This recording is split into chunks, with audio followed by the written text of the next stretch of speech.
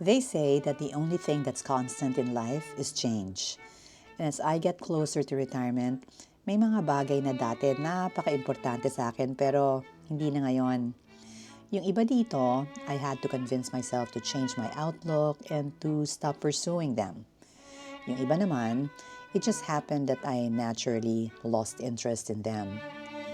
There are those that change because it no longer served the purpose. And there are changes that happen due to the natural course of life stages. And as I stopped pursuing these things, I became happier, more content, and my journey towards retirement has become more enjoyable. Kwento ko sa inyo kung ano yung mga yon, so you'll understand why I did what I did. And maybe you can relate to some of them.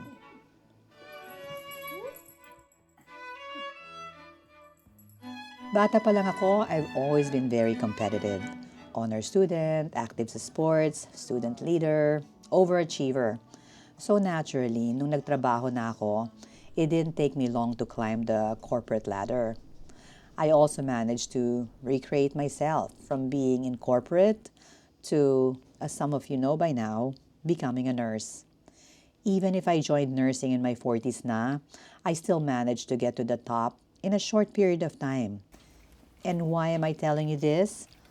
It's because there was a decision I made almost 4 years ago that was very uncharacteristic of me. Yung bang hindi yun ang natural ko. It was a decision that took away so much pride in me. I felt defeated because I gave up. And that was when I stepped down from my nursing leadership position. When I made this decision, I thought it was against my better judgment. But almost 4 years have passed, and now I know that that was the best decision I've made in my nursing career. Ito yung change na sinasabi kong I had to convince myself to stop pursuing, even if it's something very important to me. And that is to stop chasing career advancement. Every manager knows that usually the work isn't hard, but it's managing people that's the challenge, di ba? It came to a point na sa dami ng problema ko sa staff, it was already affecting my mental health. That's when it hit me na mas importante ang kalusugan ko kaysa sa laki ng kinikita ko. It was self-preservation. I wanted to be intact pag retire ko and not to be sick brought on by the stress of the job. But I wasn't ready to retire yet at that point. So without focusing on what's in it for me, I still made myself a valuable member of the team nung staff na lang ako. I continued to help our organization grow, sharing with them what I learned as a leader, mentoring new employees, yung ganon. Kasama na rin doon yung I needed to accept where I am in my life. If I continued being in that position, that meant continuing to work more than the regular hours. Na kahit na nasa bakasyon kami, dala-dala ko laptop ko so I can read all my work emails. So you can imagine, it was taking away time for my family, for my health, for other things that I can do.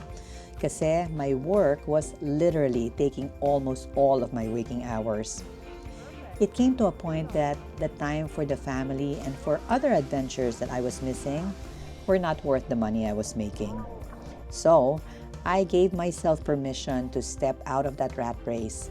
Goodbye to promotions, to salary increases, to recognitions and awards. I just made it about optimizing my life instead of optimizing my work title. And true enough, I became happier. I found myself enjoying my evenings with my family instead of thinking about work. Finally, I can truly enjoy our vacations. And when I return to work, I don't have hundreds of emails. Obviously, I have become less important in the organization. Pero, mas masaya naman ang personal life ko.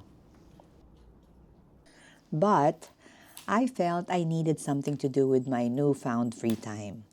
And that I needed to learn something new. And this was when I got into YouTube. Everything that I do in YouTube, all these skills to create a video, these are all new to me. 4 years ago, hindi ako marunong kumuha ng video except to just point and shoot. Hindi ako marunong mag-edit, mag-sound design. Closing one door certainly led me to this wonderful opportunity. It provided me with a creative medium for self-expression, allowed me to connect with people in many parts of the world. Galing, di ba? Tungkol naman dun sa mga bagay where I just naturally lost interest in them, ito yung mga shopping, buying household items for the house, shopping for clothes, shoes, and bags. I have a closet full of clothes, but I work from home. So really, the patients I see on video don't give a damn about what I wear and are clueless that I've been wearing the same thing for the past 5 days. Nasa bahay lang kasi ako, ang lamig-lamig dito so hindi naman ako pinapawisan. So, yun at yun din ang suot ko every day. Parang uniform. I change from my pajamas to the same clothes every single day. Saves me a lot of laundry and pagtutupi. Pero wala na talaga akong ganang mag-shopping ngayon. Dati-rate, I love going to Home Goods, buying home decors, decorating the house. That was the time when we had lots of parties at home nung lumalaki yung mga bata. Daming birthday parties, holiday parties noon. Pero ngayon, bukod sa umuupan na lang kami in preparation for retirement in the Philippines, wala na akong motivation to shop except for groceries. Naglakihan na kasi ang mga bata. And on weekends and holidays, we are either traveling or out with friends. I've also stopped being a rigid saver. There was a time in my life when that was useful, but today, that no longer serves a purpose. Dati, hindi mo ako mapapabili ng ice cream sa grocery kung hindi yun ang nakasale na ice cream for the week. It was part of our frugal lifestyle, a lifestyle that I want my kids to appreciate and follow when they are on their own. Once a month lang kami noon kumakain sa labas. Kung hindi nakasale ang damit at sapatos, hindi namin bibilin yon. Pero ngayon, I can indulge in buying some items that are not on sale. And we eat out more often. Why? Kasi ngayon, we can afford them na. And tapos na rin yung teaching moments ko sa mga bata. I can now see that they have imbibed the values about saving, about being frugal. So, na-achieve ko na yung goal na yon. So, pag may ice cream na gusto yung asawa ko sa grocery, kahit hindi siya nakasale, kahit 3 pa gusto niya, okay lang. We've also treated ourselves to business class seats on some of our flights. Things do change. Life improves and we can now indulge in experiences and luxuries that we worked all our lives to afford.